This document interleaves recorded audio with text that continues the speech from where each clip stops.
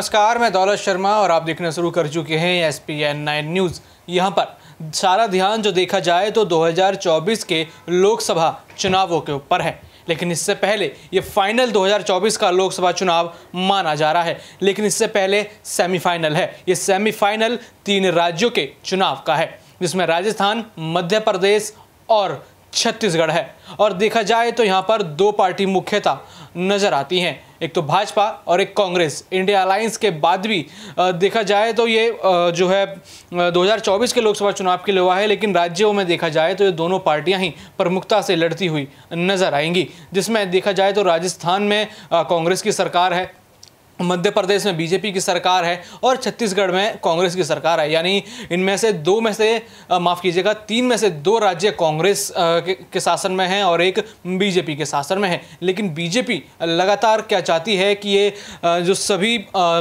इस बार प्रदेश हैं वो बीजेपी यहाँ से जीत जाए। राजस्थान में खुद प्रधानमंत्री नरेंद्र मोदी जो हैं प्रयास कर रहे हैं, लगातार वहाँ रैलियाँ कर रहे हैं। छत्तीसगढ़ में देखा जाए तो कुछ नई टीम बनाने की वहाँ पे तैयारी की जा रही है, लेकिन छत्तीसगढ़ में ना तो कांग्रेस अभी इतना प्रयास करती हुई नजर आ रही है और ना ही बीजेपी जो है प्रयास करती हुई नजर आ रही है। लेकिन देखा जाए तो कांग्रेस वहाँ पे फुल्ली कॉन्फिडेंट दिखाई दे रही है, क्योंकि बीजेपी का नामो निशान छत्तीसगढ़ में नहीं है। और अब बात करते हैं मध्य प्रदेश की, जहां पर बीजेपी शासन में है और वहां के मुख्यमंत्री शिवराज सिंह चौहान हैं, जो कि यहां पर ज्योतिरादित्य सिंधिया उनकी वजह से कहा जाता है कि वो वहाँ के सीएम बने थे। 2018 में रिजल्ट जो आए थे उसमें कमलनाथ को जनता ने चुना था। कांग्रेस पार्टी के सर पे ताज था और शासन कांग्रेस पार्टी के अंडर उस पूरे प्रदेश में चल रहा था। लेकिन सिंधिया 2020 में यहाँ पूरा खेल बदल कर रख देते हैं और वो यहाँ पर शिवराज सिंह चौहान का साथ देते हुए नजर आते हैं और शिवराज सिंह चौहान की सरकार वहाँ पर बन जाती है।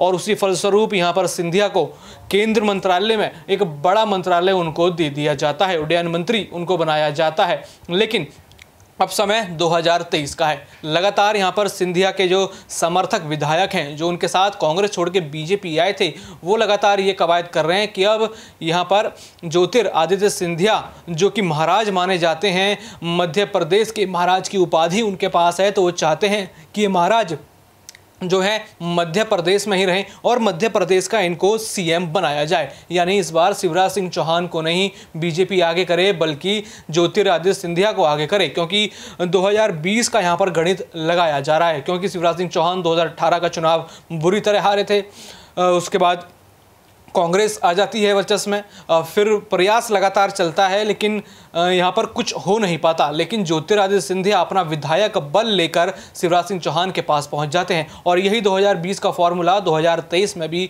जो है लगता हुआ नज़र आ सकता है कि 2023 में यहाँ पर अगर 2020 में आपकी सरकार ज्योतिरादित्य सिंधिया ने बनाई है तो उनको यहाँ पर इस बार सीएम बनाया जाए और सारी पावर, सारी ताकत उनको दी जाए। और ऐसी खबरें थी 2020 में कि पावर शेयरिंग की बात हो सकती है या फिर ये बात आगे 2023 तक टाली जा सकती है। और अब 2023 का चुनाव मध्य प्रदेश में आने वाला है और लगातार सिंधिया का जो दल है वो लगातार यही कवायद कर रहा है कि उनको सीएम उम्मीदवार बनाया जाए। लेकिन शिवराज सिंह चौहान पीछे हटने को तैयार नहीं है। वे अमित शाह के साथ रैलियां करते हैं और अपना नाम और अपने उन राज्यों में जो उन्होंने काम किया है मध्य प्रदेश में, उसमें वाहवाही लूटते हुए नजर आते हैं। तो देखा जाए तो सिंधिया के लिए यहाँ पर सीएम बनने की राह कहीं ना कहीं मुश्किल सी जो है नजर आती है। लेकिन उनके समर्थक लगातार इसी जिद पे हैं, या तो आप ज्योतिरादित्य सिंधिया को यहाँ पर सीएम पद के लिए नियुक्त उनको चुन लीजिए, या फिर वो सिंधिया और बीजेपी दोनों का साथ छोड़ के कांग्रेस में चले जाएंगे। और देखा गया कि कई नेता वापस कांग्रेस में भी जा चुके हैं। और अब देखना होगा कि 2023 में मध्य प्रदेश की राजनीति क्या मोड़ लेती है। और भी ऐसी खबरें जानने के लिए देखते रहिए SPN9 न्यूज़। धन्यवाद।